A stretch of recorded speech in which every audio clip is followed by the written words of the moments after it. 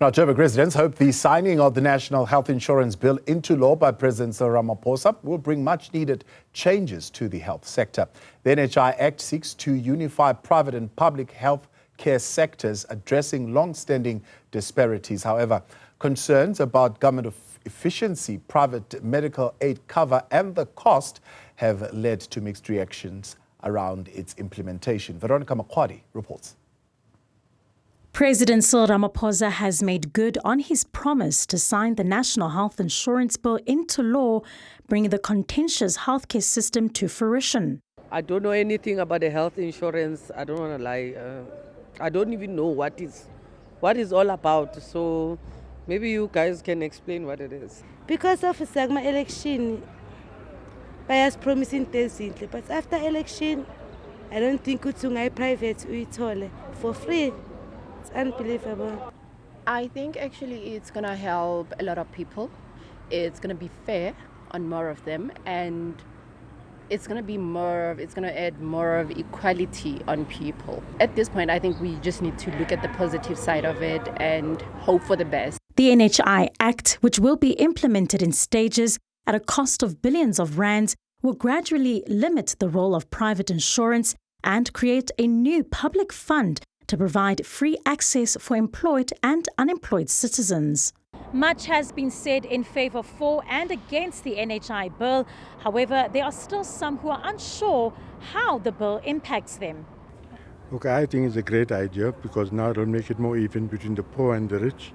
It's more for the poor because I've been coming to the clinic for many years down here and I see that the people do need it. So it'll take many years to come into full effect, and so I agree with the President that it is good for South Africa. The NHI in its present form, I don't think should give any South African citizen cause for concern who is able to access private healthcare. For the large majority who are not able to access private healthcare, it's obviously hope for them, but I think it's false hope because there are just too many hoops that need to be jumped through before it's made effective. So for those who are concerned, I don't think it's necessary at this stage.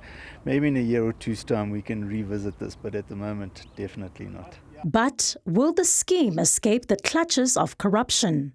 It actually doesn't say anything. It largely relies on the existing Public Finance Management Act framework and parliamentary oversight, which has to date failed to deal with systemic corruption.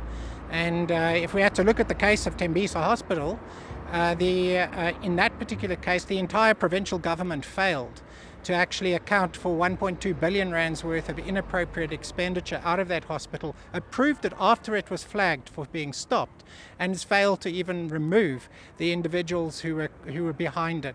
So when you look at that kind of accountability, it suggests that right at the top of the system, people are protecting others in committing acts of corruption, and that's unlikely to change, and the bill changes none of that. The real effect of this is that it just opens the floodgates for massive corruption. It's basically forming an Eskom for healthcare. So you can imagine all the sort of people who are just waiting to get their hands on this money, and it would likely destroy the private healthcare as well as won't fix public healthcare.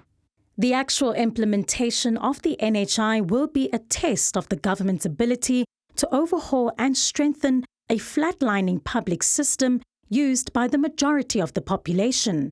For Newzroom Afrika on Channel 405, I'm Veronica Makhoali in Johannesburg.